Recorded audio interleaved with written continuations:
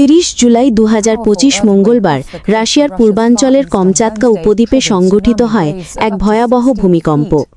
Richter স্কেলে যার মাত্রা ছিল 8.8, যা সাম্প্রতিক ইতিহাসে বিশ্বের অন্যতম শক্তিশালী ভূমিকম্প। ভূমিকম্পের কেন্দ্রস্থল ছিল সমুদ্রের নিচে, কমচাতকা উপদ্বীপের উপকূল থেকে প্রায় 320 কিলোমিটার দূরে। ভূপৃষ্ঠ থেকে প্রায় 30 কিলোমিটার গভীরে কম্পনটির উৎস।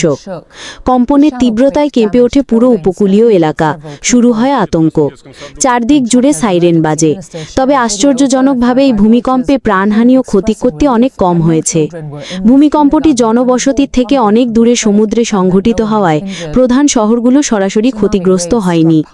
আধুনিক প্রযুক্তির মাধ্যমে দ্রুত সতর্কতা জারি করা হয় এবং জনগণকে নিরাপদ স্থানে সরিয়ে নেওয়া সম্ভব হয়। রাশিয়ার কমচাতকা অঞ্চল ভূমিকম্প প্রবণ হওয়ায় ভবনগুলো শক্তভাবে নির্মিত, যেগুলো ভূমিকম্প সহনশীল। সুনামি সতর্কতা জারি হলেও জলের উচ্চতা ছিল তুলনামূলকভাবে কম, ফলে উপকূলীয় এলাকায় বড় ধরনের ক্ষতি হয়নি। স্থানীয় জনগণের মধ্যে ছিল প্রশিক্ষণ এবং সচেতনতা, যারা দ্রুত নিরাপদ স্থানে আশ্রয় নেয়। পরবর্তী আপডেট নিউজ পেতে আমাদের চ্যানেলটিকে সাবস্ক্রাইব করে পাশে থাকুন। রাশিয়া নির্মিত ভবনগুলো ভূমিকম্প সহনশীল হিসেবে তৈরি করা হয়, যা ক্ষয়ক্ষতি কম হওয়ার একটি অন্যতম কারণ।